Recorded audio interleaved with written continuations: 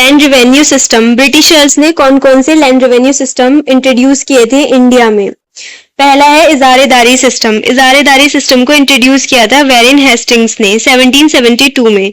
This system was implemented in Bengal, Bengal में implement किया गया था। इसका मेन ऑब्जेक्टिव था land revenue, land tax collect करना। लैंड टैक्स कैसे कलेक्ट करते थे? बिडर बिडर टैक्स कलेक्ट करता था कि जो सबसे ज्यादा बोली लगाएगा उसको राइट दे देते थे कि हाँ तुम टैक्स कलेक्ट करोगे और फिर ब्रिटिशर्स को सप्लाई कर दोगे।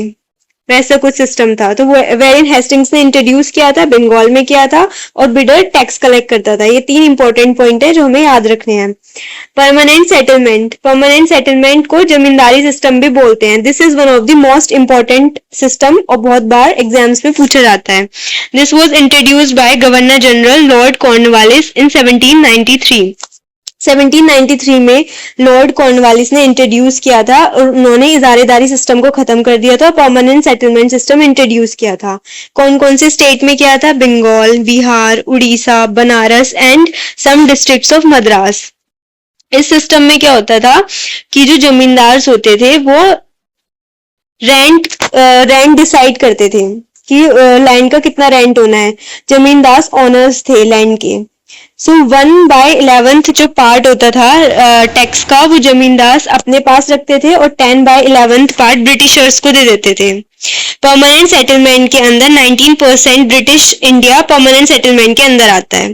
तो इम्पोर्टेंट पॉइंट यही है कि किसने इंट्रोड्यूस किया था, कौन कौन से स्टेट में था, और इसके अंदर मतलब इम्पोर्टेंट पॉइंट है कि 1/11 पार्ट जमींदार अपने पास रखते हैं, 10/11 पार्ट ब्रिटिशर्स को देते हैं। 19% ब्रिटिश इंडिया सिस्टम के अंडर आता था। रियोटवारी सेटलमेंट, रियोट का मतलब होता है common farmer. This system was introduced in Madras, Bombay, Coorg, Berar and Assam. कौन कौन से स्टेट में इंट्रोड्यूस हुआ था ये इंपॉर्टेंट होता है। सो इसमें कॉमन फार्मर के थ्रू टैक्स का कलेक्शन हो रहा है। फर्स्ट एक्सपेरिमेंट किया था अलेक्जेंडर रीड ने बारामहल डिस्ट्रिक्ट में तमिलनाडु के 1792 में। किसने किया था? अलेक्जेंडर रीड ने। लेकिन ये कंप्लीटली जो इंट्रोड्यूस किया था वो 1820 में किया था थॉमस मुनरो। बट अगर आता है कि this system Ryotwari system was introduced by Alexander read and Thomas Munro both. Time period is 1820। 51% British India इस सिस्टम के अंडर आता था। Next system is Mahalwari system. Mahalwari system को सजेस्ट किया था होल्ट मैकेंजी ने 1819 में, लेकिन ये 1833 में जाके पास हुआ था। विलियम बेंटिक ने इसको पास किया था। 30% ब्रिटिश इंडिया माहलवाड़ी सिस्टम के अंडर था। माहलवाड़ी सिस्टम में जो सारे छोटे छोटे विलेज थे उनको कंबाइन करके महाल बनाया जाता था। महाल के सिस्टम के थ्रू महाल का जो हेड होता था वो टैक्स कलेक्ट कर रहा है। सो महाल्स क्या है? विलेजेस का कलेक्शन है, उनका हेड टैक्स कलेक्ट करता है। विलियम बेंटिक ने पास किया था 1833 में। 30% ब्रिटिश इंडिया सिस्टम में है। कौन कौन से एरिया में? गंगा वैली रीजन है, सेंट्रल इंडिया है, पंजाब है and north western frontier provinces है। सो ये 4 लैंड रेवेन्यू के सिस्टम थे। Izaredari system introduced by Warren Hastings in 1772 in Bengal. Permanent settlement और Zamindari system which was introduced by Lord Cornwallis in 1793 in Bengal, Bihar, Orissa, Banaras and some districts of Madras. Zamindar owners है land के 1/11 part वो अपने पास रखते हैं, 10/11 पार्ट ब्रिटिशर्स को देते हैं। 19% एरिया सिस्टम के अंडर है। रियोटवारी सिस्टम में इंट्रोड्यूस हुआ है मद्रास, बॉम्बे, कॉर्ग, बिरार।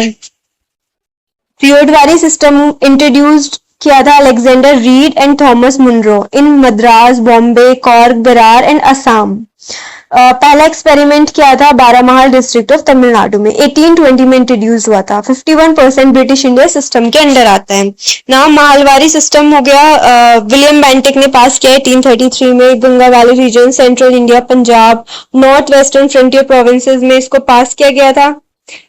30% ब्रिटिश इंडिया के अंदर आता है। इसमें जो महाल्स होते थे, विलेजेस का कलेक्शन, उसके हेड जो है वो टैक्स कलेक्ट करता है। नाउ हम जो है मेंस के पर्सपेक्टिव से अगर इन सिस्टम्स को समझे तो इन सिस्टम का क्रिटिक्स भी जान लेते हैं। ये मेंस पर्सपेक्टिव से इंपॉर्टेंट है। Drain of wealth, First is drain of wealth. Revenue collected was primarily used to fund wars of expansion, British administrative cost and the export of raw materials. So wealth का drain हो रहा था, Britishers के जो cost होती थी उनके fund की तरह उसके रेवेन्यू को यूज करते थे Britishers. Commercialisation of agriculture.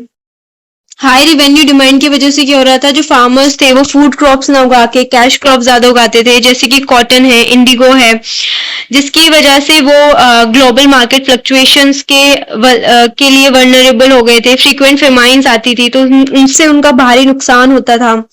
Rise of money lenders के नंबर काफी बढ़ गए थे. तो इन सिस्टम्स के ये क्रिटिक्स हैं. That's all about these land revenue systems.